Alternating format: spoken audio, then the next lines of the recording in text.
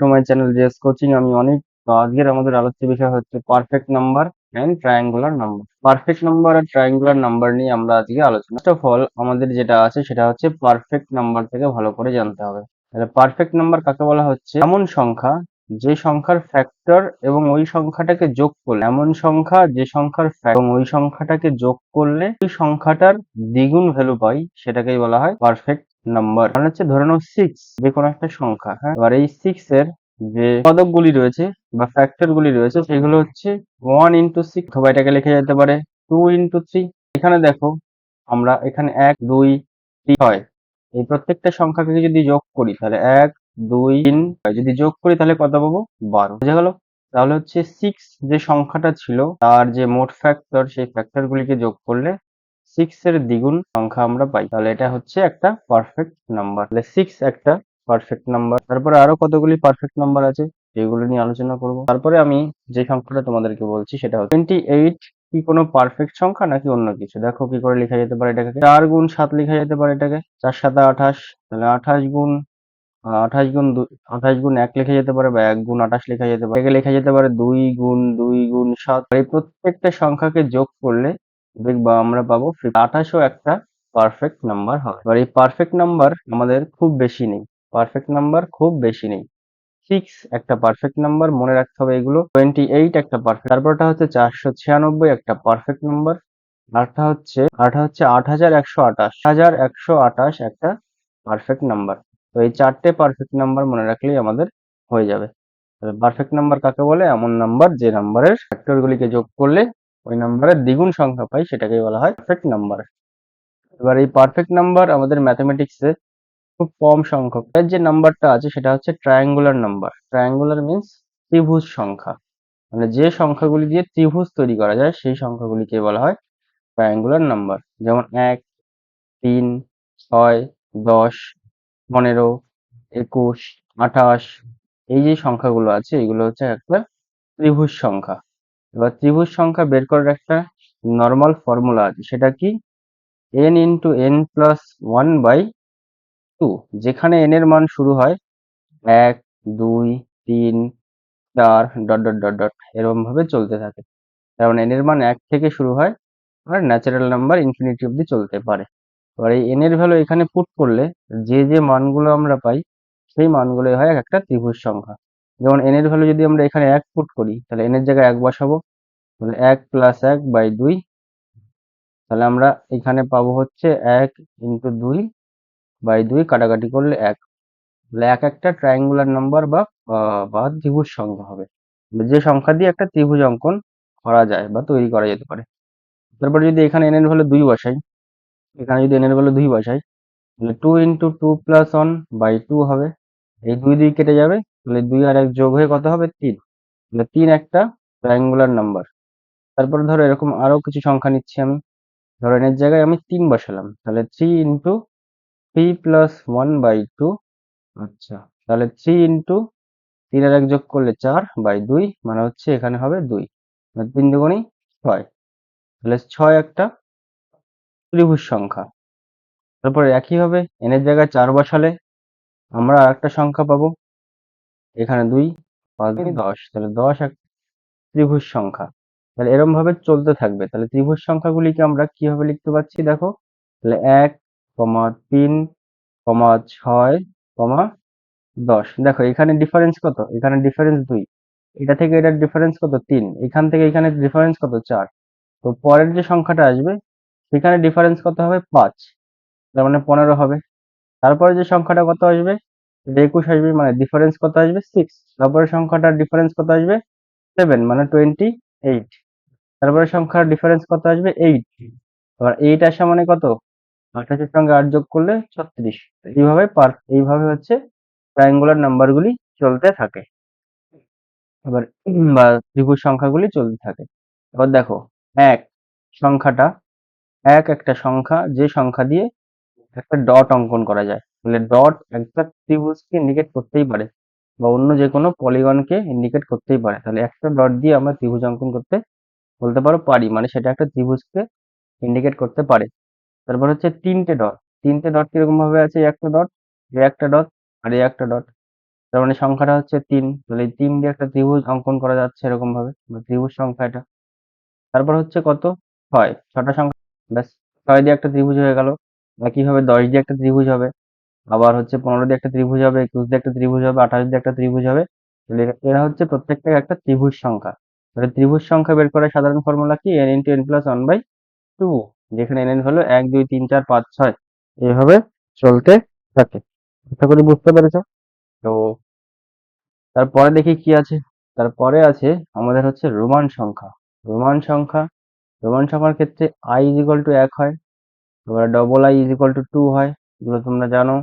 Triple i is equal to 3 হয়, এগুলো তো তোমরা জানো।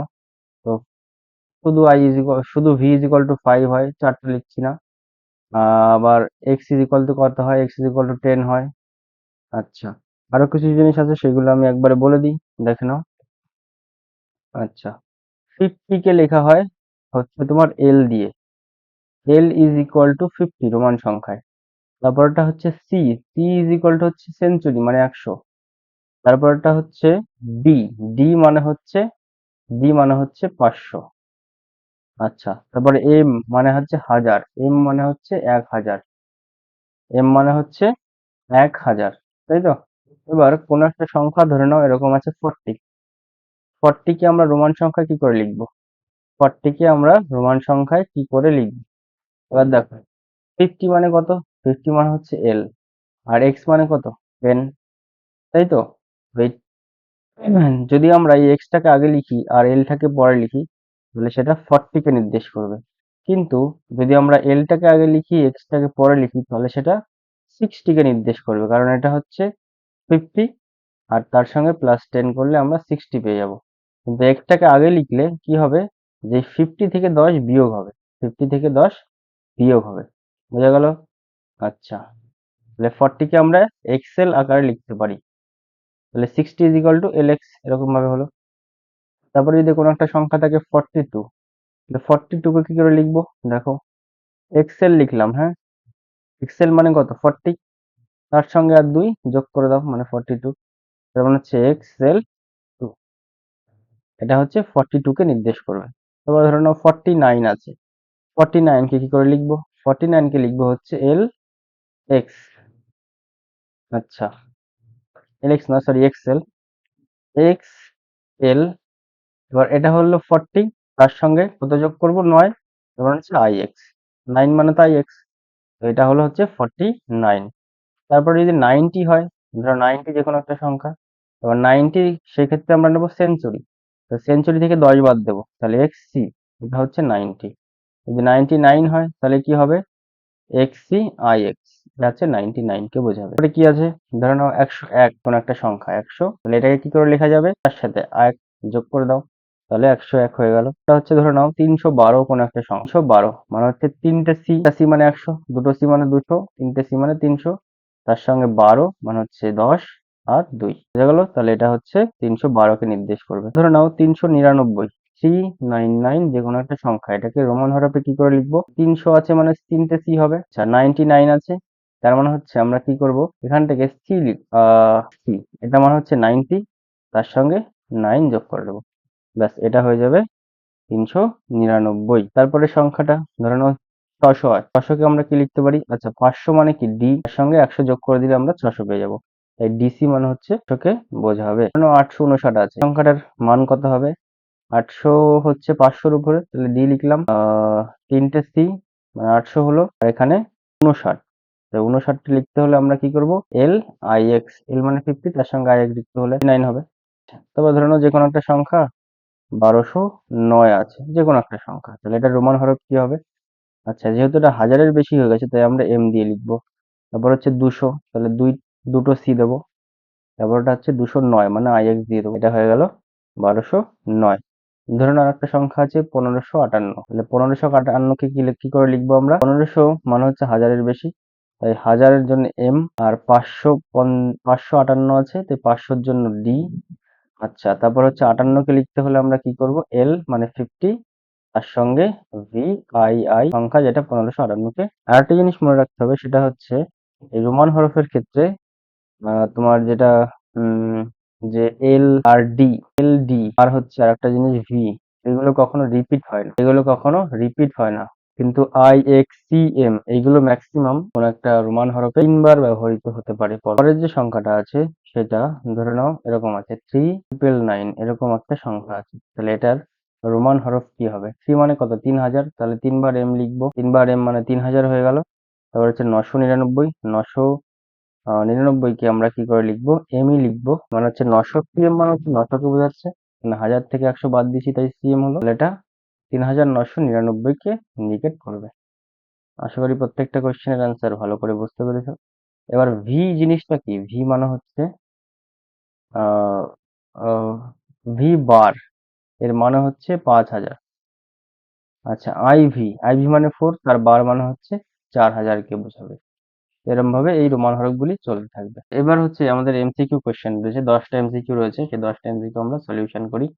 তো চলো, ফার্স্ট এমসিকিউ যেটা আছে সেটা হচ্ছে which is the smallest prime number? সব থেকে স্মলেস্ট প্রাইম নাম্বার হচ্ছে 2, কারণ প্রাইম নাম্বার শুরু হয় 2, 3, 5, 7, 11, 13, 17, এইভাবে চলতে থাকে প্রাইম নাম্বার।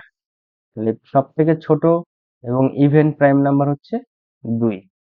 তারপরে কোশ্চেনটা কি আছে? এই দেখো এখানে দেওয়া আছে, এখানে অ্যান্সারটাও করে দেওয়া আছে। 2 is the only even prime number. Value of 7 in 576. তাহলে 576 এ 7 এর ফেস ভ্যালু কত হবে? এখানে 7 2 নম্বরে আছে, তাহলে 7 এর ফেস ভ্যালু হবে 70, আর 6 এর ফেস ভ্যালু হবে 6, আর 5 এর ফেস ভ্যালু হবে হচ্ছে 5 into 100, মানে হচ্ছে 500 হবে। তাহলে 70 হবে 7 এর ফেস ভ্যালু। তারপরে কোশ্চেন কি আছে? তারপরে কোশ্চেনটা আছে which of this is a perfect number? Perfect number মানে কি বলেছিলাম? যাদের ফ্যাক্টরগুলির যোগফল এবং যাদের ফ্যাক্টরগুলির যোগফল ওই সংখ্যাটার দ্বিগুণ আসবে, তাই তো? তাহলে 4 কি কোনো একটা পারফেক্ট নাম্বার? দেখি 4 এর ফ্যাক্টর কি কি আছে? 1 গুণ 4 আর 2 গুণ 2। তাহলে 1 যোগ 2 যোগ 2 যোগ 4 করলে এটা কখনোই 8 আসবে না, এটা কখনোই 8 আসবে না, এটা 9 আসবে। তার মানে হচ্ছে 4 এর ডবল 8। তাহলে যদি 8 আসতো তাহলে 4টা পারফেক্ট নাম্বার হতো, তাহলে এটা পারফেক্ট নাম্বার নয়। তারপরে 6টা দেখি কি আছে। 6 কে লেখা যায় 1 into 6, 2 into 3। তাহলে সবগুলোকে যোগ করো, 6 plus 1 plus 2 plus 3, এগুলো যোগ করো তো 12। তাহলে 12 হচ্ছে 6 এর ডবল, তাই তো? তাহলে 6 হচ্ছে একটা পারফেক্ট নাম্বার। 8 পারফেক্ট নাম্বার হবে না, এমনকি 10ও পারফেক্ট নাম্বার হবে না। পারফেক্ট নাম্বার কতগুলো আছে আমি বলেছিলাম? পারফেক্ট নাম্বার আমাদের ম্যাথমেটিক্সে বেশি নেই, সেগুলো একমাত্র হচ্ছে 6, 28 আছে, 496 আছে, আর হচ্ছে 8128 আছে, 8128 আছে। বুঝতে পেরেছো? পরের কোশ্চেন যেটা, সেটা আমরা সলিউশন করি। সেটা হচ্ছে মানে এটার এক্সপ্লেনেশন দেওয়া আছে ফ্যাক্টরস অফ 6 আর 1 2 3, সাম অফ দিস ইজ 6। 6 এর সঙ্গে যদি আমরা 6 যোগ করি তো 12 পাবো। আশা করি কোশ্চেনের অ্যান্সার বুঝতে পেরেছো। তারপরে কোশ্চেন দেখো কি আছে, is on a prime number? না, অন কোনো প্রাইম নাম্বার নয়, কারণ প্রাইম নাম্বার শুরু হয় 2 থেকে, 2 3 5 7 এইগুলো, কিন্তু অন প্রাইম নাম্বার। কোশ্চেন কি আছে, এইচসিএফ মানে হচ্ছে ঘষাগু of co prime number is, মানে কো প্রাইম নাম্বারের ঘষাগু কি হবে? Definition, co prime have no common factor other than 1। মানে কো প্রাইম নাম্বার কাদের বলে? যে প্রাইম নাম্বারের একমাত্র এক ছাড়া অন্য কোনো ফ্যাক্টর থাকে না, তাহলে সেইগুলোকে বলা হয় কো প্রাইম নাম্বার। তাহলে অ্যান্সার কোনটা হবে? অ্যান্সার হবে option number B, option number B. তাহলে HCF of co prime number is 1, which is twin prime pair. মানে twin prime number, twin prime number কাকে বলে? যে প্রাইম নাম্বার দুটির মধ্যে ডিফারেন্স কত হবে? 2 হবে, তাদেরকে বলা হয় টুইন প্রাইম নাম্বার। দেখো এখানে 5 আর 7 দুটো প্রাইম নাম্বার, তাদের মধ্যে ডিফারেন্স কত? টুইন প্রাইম পেয়ার বলা যাবে।